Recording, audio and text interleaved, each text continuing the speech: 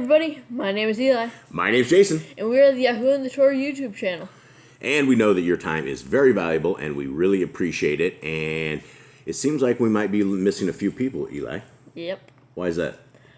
Cows. They ran away. Our cows, yes. You guys know, from those that watch this channel, we've had a tremendous...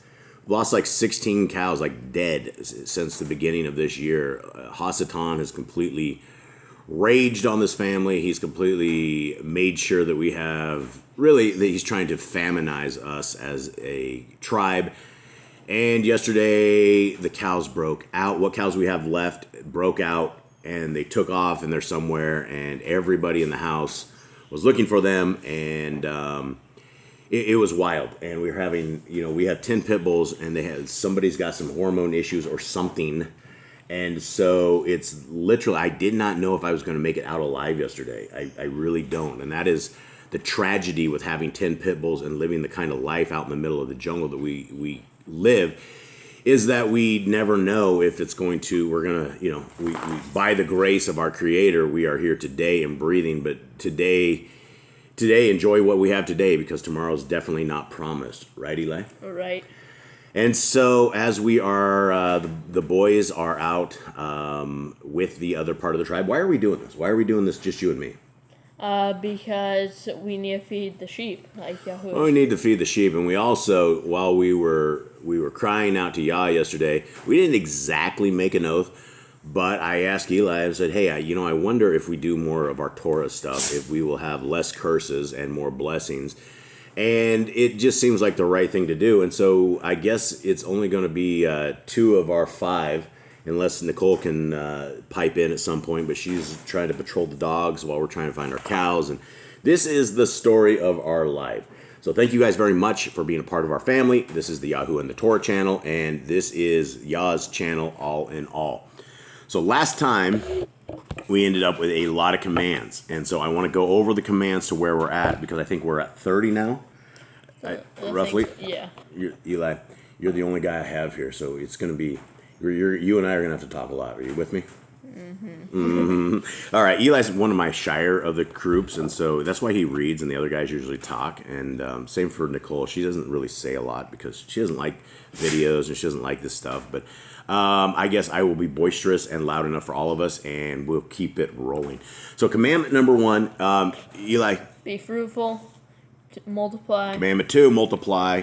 Commandment 3, replenish the earth. Commandment 4, subdue it. Commandment 5, have dominion over all living creatures. Commandment 6, the herb bearing and every tree is for food. Commandment 7, man and woman should build their own families. Now, Eli, make sure you're enunciating this so everyone can do this, since it's just Dad and Eli time. Number 8. Master sin. Very good. Commandment 9, every clean moving thing that lives shall be food for you. Commandment, that was 9. 10? Commandment 10, don't eat the blood. Don't eat the blood. Commandment 11, walk before me and be perfect. Commandment 12, guard Yahuwah's covenant. Commandment 13. Every male shall be circumcised at 8 days old. Commandment 14, teach your children the commands and guard the way of Yahuwah. Commandment 15, remember Yahuwah's name for all generations. Commandment 16, keep the Passover. Maybe we can work on a little excitement. Keep the Passover. There's no exclamation point. Oh, there's no exclamation point. All right, that's a good point. All right. Commandment 17. Keep the feast of unleavened bread. Okay. And there's one Torah for the stranger and the Ibrim. Right. Commandment 19, sanctify all firstborn to Yahuwah. And what is it? This commandment, we do not know if this is actually going to be here further. So we don't know if like 20 will end up being 19 and vice versa. But for now, we have that there until we read a little bit more and figure out what that means. Because I still don't know if I should be shaving your head and sanctifying you and sticking you in a barrel. Sure. Yeah, I know. He's the third board. All right. So commandment 20. There are no mighty ones before Yah. Okay. So these are right here. These are the new commandments that we found the other day. And finding new commandments is like finding gold. I don't believe there's any other better way that we can go forward in this wild world that we are in unless we keep the laws, statutes, and commands of our Creator. And it is not too hard to bear. That is a myth and a doctrine of men that is crazy, right? And so, I mean, when you say something like there are no other mighty ones before Yah, that's just a commandment, right? We know that there is one Elohim Most High. He created all the heaven and the earth. And it is why humans are built to perfection, is why dogs are built to perfection, is why you can look in nature and everything, including our ecosystem, is beautiful, right? The entire world is beautiful. It is only the system that is sick, and the system composed of Hasatan. So commandment 21. Do not bring Yah's name to naught. What does that mean, Eli? Do not take his name. Do not curse with his name. Don't curse with his name. Don't take oaths in his name, and it just I swear to God, or I swear to Yah, or something of the nature, right? Father, please don't attack me for that. It's simply an example. Commandment 22. Keep the Shabbat. Keep the Shabbat. And so we had sub-commands, and I don't see all the sub-commands. There's only one in here. Remember from Exodus 16? Mm-hmm. There's more sub-commands in here than this that we got previous, but the one in Exodus 20 is keep the Shabbat. And again, you will have an entire denomination of man-made religion that says Jesus is our Sabbath. We no longer need to keep the Sabbath anymore because he's a Sabbath, and it doesn't say that. It says from the beginning of the book to the end of the book that the Sabbath day is what is the Sabbath day? What qualifications do we have, Eli? It's a day of rest. It is also what do we get from this day? If what do we get besides rest?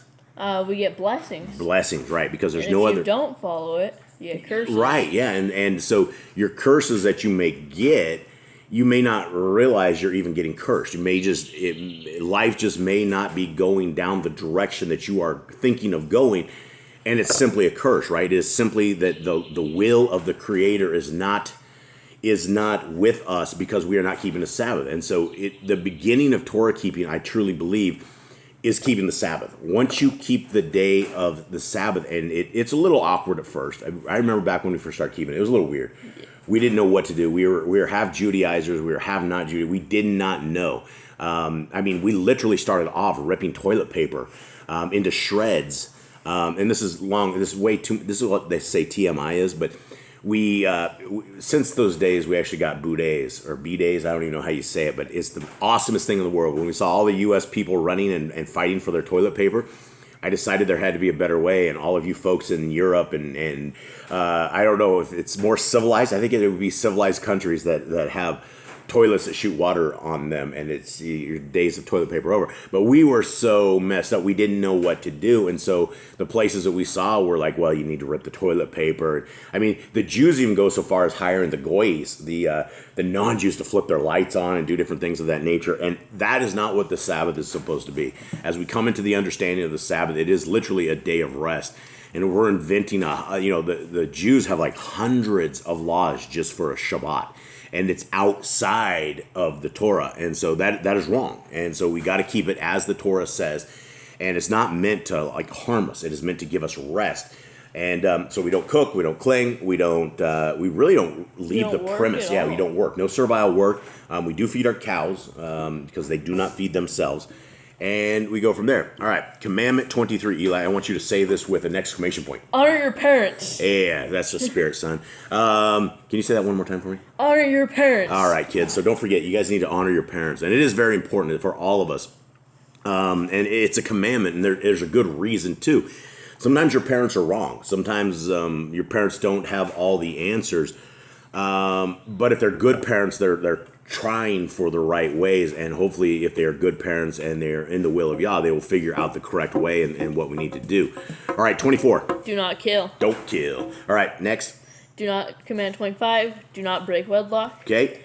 Command 26, do not steal. Yep. Command 27, do not make false accusations against your neighbor. Absolutely. Commandment 28, do not covet anything of your neighbor's. Yep. Commandment 29, do not make an altar from rock that a tool has touched. Yep. Command 30, do not go up to the altar by the steps. Okay, so I have questions on those. I know that you guys added these later. What altar would we go up on? 20? So 29 and 30, if you're going to make an altar, right, you would not use metal on the stone, right? And you would not take a pry bar. And that's our crazy thing here is to get rocks out of the ground, we use a pry bar. So I don't know if you dig by hand, or I don't know if we don't understand this commandment correctly. But if you're making an altar to Yah, which I mean, it's probably not a bad idea. You shouldn't be sacrificing things on it. I don't think. just because you'd be offering strange fire. But if you, what's this last one here, Show? Do not go up to the altar by the steps. Don't have steps. Like when you have an altar, don't like have steps you go up to it with. Yeah, and so I don't know if this would actually, I don't know if this would be for us or not. This list is going to be altered and changed up a little bit. We will see what we need to do. Now, we'll probably just do one verse since it's just Eli and I really like to get the other boys in when we do these when we can. And we will, because we did make this oath to Yah, or kind of an oath to Yah, but we will call it an oath, because one thing you don't want to do, Eli, is what? Disobey Yah and like get cursed. Make an oath. Make an oath and like break it. Break it, yeah. Okay, so we have Exodus 21. Now, this is interesting. This is very interesting because, Eli, this is, if we were in Yisrael and if we had slaves, if we lived in there, a lot of these are very much commands that we need to know, but they're not commands that we can actually do, because I don't know anybody that has slaves as of today. I know there's some slaves somewhere, I'm sure, but I think most people work, or being in the rat race, I guess we're all slaves to the system. Technically. But we don't own people. And so when we read this one, we need to understand a little bit about this. And so let's discuss. Let's get into it. Exodus 21. Now, these are the judgments which you shall set before them. And so when we're talking about Yah's laws, statutes, and commands, the judgments are in there as well.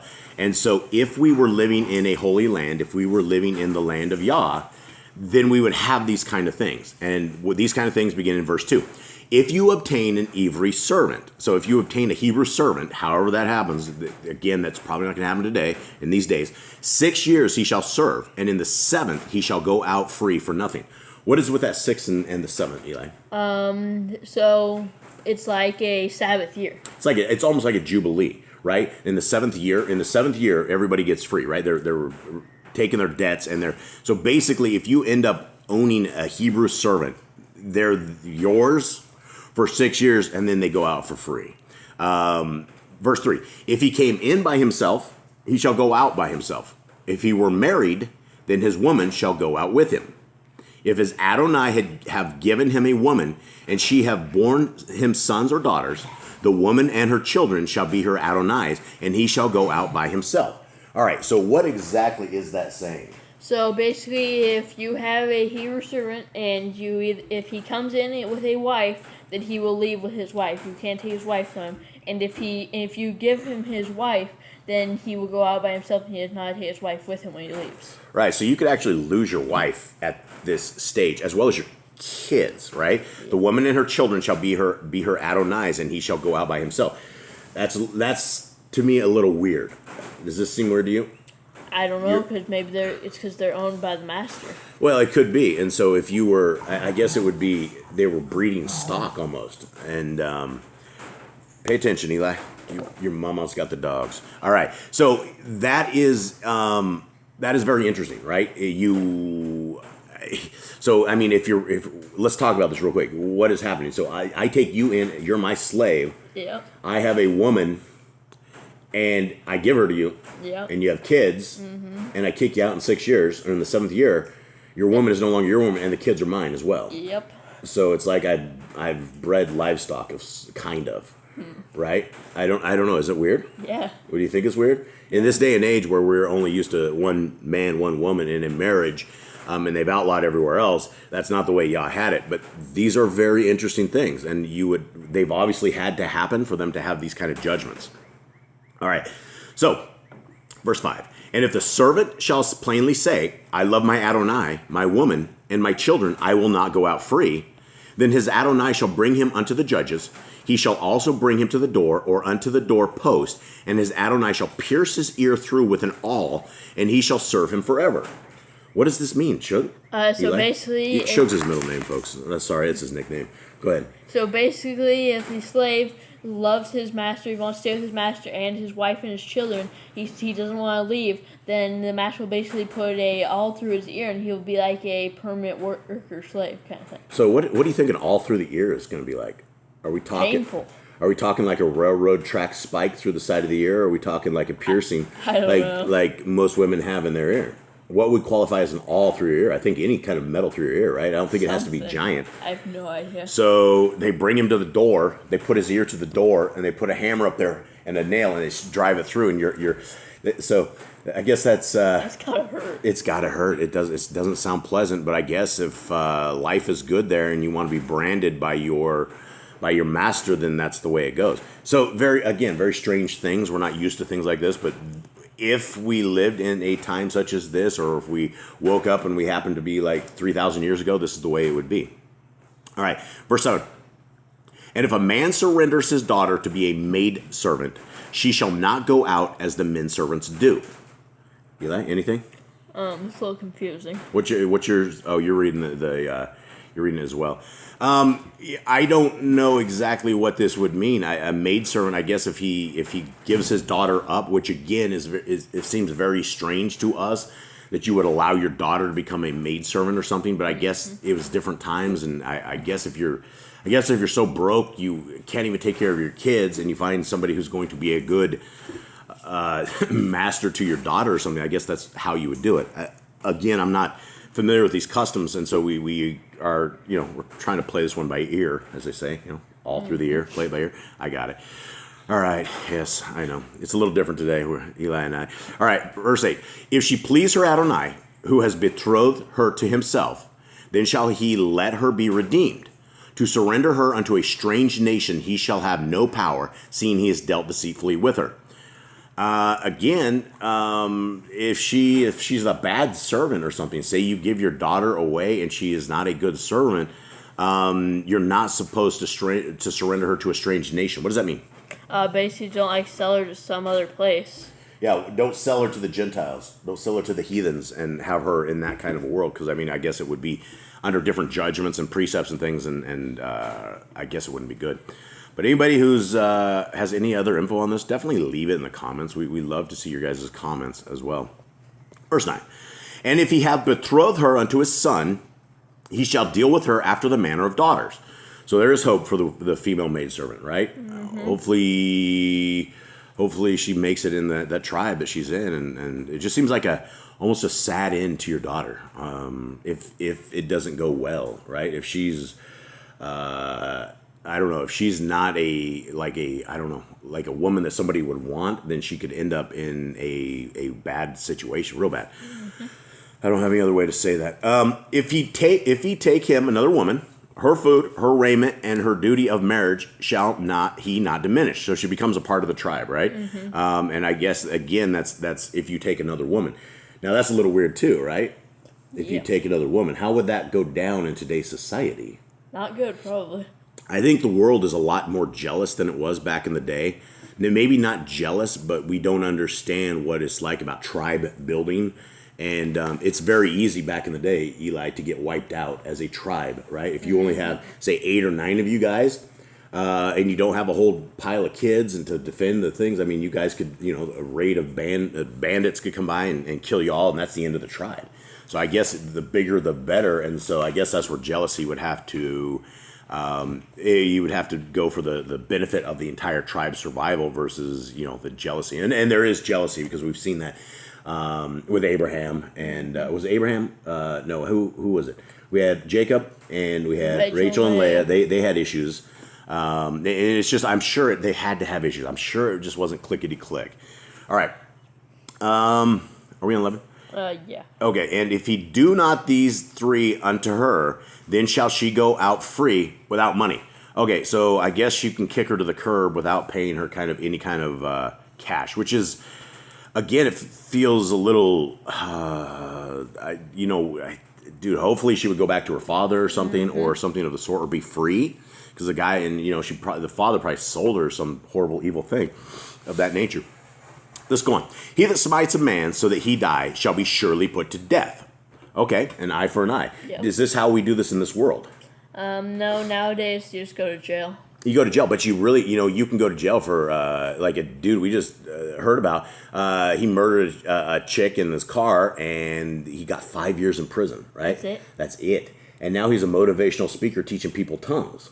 It's crazy. It's the craziest world we live in. Yeah. Okay, and if a man lie in wait, not okay, if a man lie not in wait, but Elohim deliver him into his hand, then I will appoint you a place whither he shall flee. What does that mean? Okay, so basically in Israel, they'll have a city of safety for if you accidentally kill someone, like you're chopping down a tree, your axe head flies off, and you kill someone. There's a city of safety that you can flee from, so what they call a revenger of blood, like one of the family members, cannot come and kill you. Yeah, and so the brother of the guy you killed or something just is like, hey man, that wasn't an accident. You killed Johnny, and then they come and try to kill you. So Yah has actually provided a place if you accidentally kill somebody, and I mean that would be just a very horrible thing. Verse 14. But if a man come presumptuously upon his neighbor to slay him in guile, you shall take him from my altar that he may die. Okay, what does that mean? Take him from my altar. You have any idea? I have no idea. I don't either. This is where the tribe quorum is really good, and where the other versions. And Eli and I are a little down because we're both reading the exact same version of this Bible. So we don't know what that means exactly. Maybe Eli will go up in there.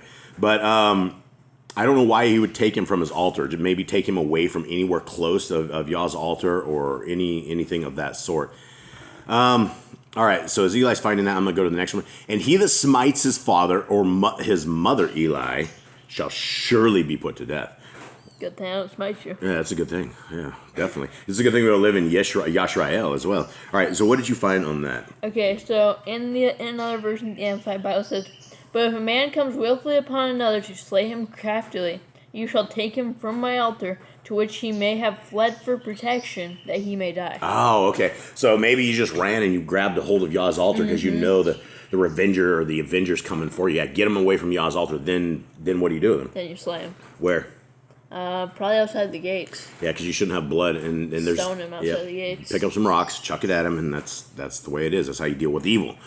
Okay, let's. He smites his father and mother, Eli. Okay, and he that steals a man and sells him, or if he be found in his hand, he shall surely be put to death. What does that mean? Steals a man? Someone, it's like a kidnapper or something. Trafficking. Yeah. Right? Look at that. Look at the world of trafficking that we are in right now, where people are being sold like that. And I guess there are slaves. I guess there are modern day slaves, but this is not a Hebrew slavery. It's not the kind of slavery that is in. It's not the right slavery, I guess. Yeah, it's like if you take someone by force, you don't like buy them or something. Yeah, but the question is, how do all these slaves end up in Israel to begin with? Somebody had to take them by force, and they ended up there. But I guess now they're there, they fall under these rules, and it's not a horrible rule of being under a Hebrew slave style stuff. Could be worse. Let's see. 18. 17? Yeah. Okay. And he that curses his father or his mother shall surely be put to death. Good thing I don't curse you. That's a good thing, Eli. Yep. And so that's again, we need to make sure that we are being respectful to our mother and father, right? We shouldn't ever do that. And if men strive together and one smite another with a stone or with his fist, and he die not, but keeps his bed. What does that mean? Keeps his bed. Oh, it says that in mine too. Keeps his bed. All right, so you don't. I don't know. If he rise again and walk abroad upon his staff, then shall he that smote him be innocent. Only he shall pay for the loss of his time, and shall cause him to be thoroughly healed. All right. So two guys are striving together, Eli. One guy beats the crap out of the other one. Or actually, this is with a stone or with his fist. And I guess that back in the day, they beat people to death. I mean, it says and he dies not. I would hope the guy didn't die. You'd hope you could have a peaceful fist fight and walk away with, the best man wins, and, pick the other guy up when you're done or something. But here's the rules for that. So anyway, that is what you do. I don't know about keeping his bed. I guess the guy's alive. And if a man smite his servant or his maid with a rod, and he die under his hand, he shall surely be punished. Now, it doesn't say what punishment it is, Eli. What do you think that would be? Either put to death or something. I think it's whipped. I think when it says surely punished, I don't know. I don't know. I mean, it seems evil and cruel that we're even saying stuff like this, right? Mm-hmm. Like you're going to beat a servant or you're going to beat another human being. It's just it just seems like a bad people or something. I don't know. Maybe there's servants that deserve it, but at the end of the day, couldn't we just sit down and have this chat or something like that? I don't know. Maybe not. Okay, notwithstanding, if he continue a day or two, he shall not be punished, for he is his money. What does that mean? Basically, if he smites him, but he doesn't die immediately, he still lives for a day or two. The master wouldn't get punished for anything. Yeah, and so I guess you can kind of beat your slaves as long as you don't kill your slaves, I guess is the point of this. And again, these are things that if we lived in the land of Yisrael many, many moons ago, right? This is not something for today because we wouldn't have this. And I'm not sure beating a slave is loving your neighbor. I don't know. Maybe it's just me. All right, if men strive and hurt a woman with child so that her fruit depart from her, yet no mischief follow, he shall surely be punished, according as the woman's man will lay upon him, and he shall pay as the judges determine. Okay, so if men strive and hurt a woman, so if you're sitting there duking it out, and one tries to stop you or something. Well, it didn't say that, or you fly into her. Or she gets caught up in it somehow. Or she's pregnant, get caught up in it, and the guys run and get mixed up with her, and her fruit depart from her, so she loses her baby. Mm-hmm. And yet no mischief follows. What does that mean? Mine says yet no further damage follows. Further damage? The kid's dead, Eli. How's that? I mean, that is I guess she's not injured. I guess she lives to bear another day. My dogs are going crazy behind him. That's just the way it is. So he shall surely be punished according as the woman's man's will lay upon him. Now, mine says a fine to be paid. A fine to be paid, man. I would, some of this says a tooth for a tooth, man. If you killed my kid. Life for a life. A life for a life is what I would feel, but Yah has things differently, right? These would be the judgments that we would only be able to find this guy. I mean, how would you find this for a life? I mean, you would never ever be okay, So I don't know, crazy stuff. Let's just continue on. And if any mischief follow, then you shall give life for a life. Okay, mischief follows. Lady gets die. She dies, then you take a life. But then you've lost two lives. Then if lady dies, you've lost the baby and the wife. Do you go beat up somebody else? Do you go take another life, or is that it? I don't know. You only get one life for a life. I don't understand some of this stuff, but that's Yah's stuff. Okay, eye for an eye, tooth for tooth, hand for hand, foot for foot, burning for burning, wound for wound, stripe for stripe. Imagine that, Eli, a world that we had right now. If you went and stole something, not even stole something. Say you went and you committed an atrocity and chopped my hand off, I would chop your hand off. Yes. Yeah, that's what it would. So we would both get to live life with no hands. Knock my tooth out, knock your tooth out. Well, yeah, a tooth for a tooth. How would you do that? Grab a hold of the guy's tooth, rip one tooth out, or would you punch him in the mouth? How would you do this? What happens if you knock two of his teeth out when he only knocked one out? I guess he knocks another out. This isn't good. I can see this going downhill. It just keeps getting worse. Keep on knocking out. It does keep getting worse. This could be bad. But I'm sure there's rules. I'm sure that this is not what it means. I mean, there's finding a little humor in this stuff. We're not trying to be disrespectful in any way. It's just that this is not our culture, and so when we're trying to learn about things that we don't know about, it's strange. So burning for burning, you burn the guy, he burns you back. Wound for wound, stripe for stripe. Okay, and if a man smite the eye of his servant or the eye of his maid, that it perish, he shall let him go free for his eye's sake. All right, well, there's one way to go free if you're a slave. Yep. You go blind, you'd be like Blind-Eyed Joe or something. Walk off, there'd be nothing. So anyway, that's the law, right? If you put out the eye of your servant, a man smite the eye of his servant or the eye of his maid, that it perishes, they get to go free. That's probably a good thing. And if he smite out his manservant's tooth or his maidservant's tooth, he shall let him go free for his tooth's sake. Is that what yours says? Yep. That's interesting, right? So I guess teeth are a very important thing. You knock a dude's grill out. Now, Eli, I remember when you were young, you threw a hook into the back of it. You knocked my tooth out. Not meant to be a hook. Oh, it was supposed to be a rear naked choke. You're trying to choke me, but you accidentally knocked my tooth. Oh, well, I chipped it. Chipped it, it is true. And I still have that chip to this day, Eli. How old were you, Eli? 3 or 4? I think so. Some amazingly small age number. And I'm like, my tooth. Eli, you knocked my tooth out. All right. 28. If an ox gore a man or a woman that they die, then the ox shall be surely stoned, and his flesh shall be eaten. But shall not be eaten. Oh, it says, wait. Oh, shall not be eaten. Right, sorry. I'm watching your mother go chase the dogs. But the owner of the ox shall be innocent. Okay, so why wouldn't you eat the ox? Because it's evil? I don't know. The ox killed the man or woman that they died, right? And so that's possible even with a cow. Mm-hmm. Ox is just a little bit bigger. Wonder why his flesh is not eaten. But the owner of the ox shall be innocent. So I guess you can have a violent ox and it can go kill somebody and you're good. Just don't eat the ox. Yep. But it just killed a man. So how's that an eye for an eye? I mean, unless Well, it's a life for a life because you kill the ox. I guess, is that the same thing? I don't know. That's what I can think. All right, 29. But if the ox were wont to push with his horn in time past, and it has been testified to his owner, and he has not kept him in, but that he has killed a man or a woman, the ox shall be stoned, and his owner also shall be put to death. All right, so if you have a violent oxen and you haven't learned how to fence right, and how do you stop an oxen from going through a fence, Eli? We can't even lock it up. We can't even keep cows from going through our fence. At least our cows are not violent. But that's a problem, right? I guess that's a reason you should probably be really nice to your animals. And I guess if you don't get an oxen as a baby, and he becomes a violent oxen, or he's one of the ones you gotta that's a problem, right? Anything that, and so if your ox breaks out before, and you've gone to the owner and said, "Hey, this oxen is mad. This is a mad cow, right? You might get mad cow disease here." And mad cow disease would get him killed, right? Very interesting. 30. If there be laid on him a sum of money, then he shall give for the ransom of his life whatsoever is laid upon him. Clear enough?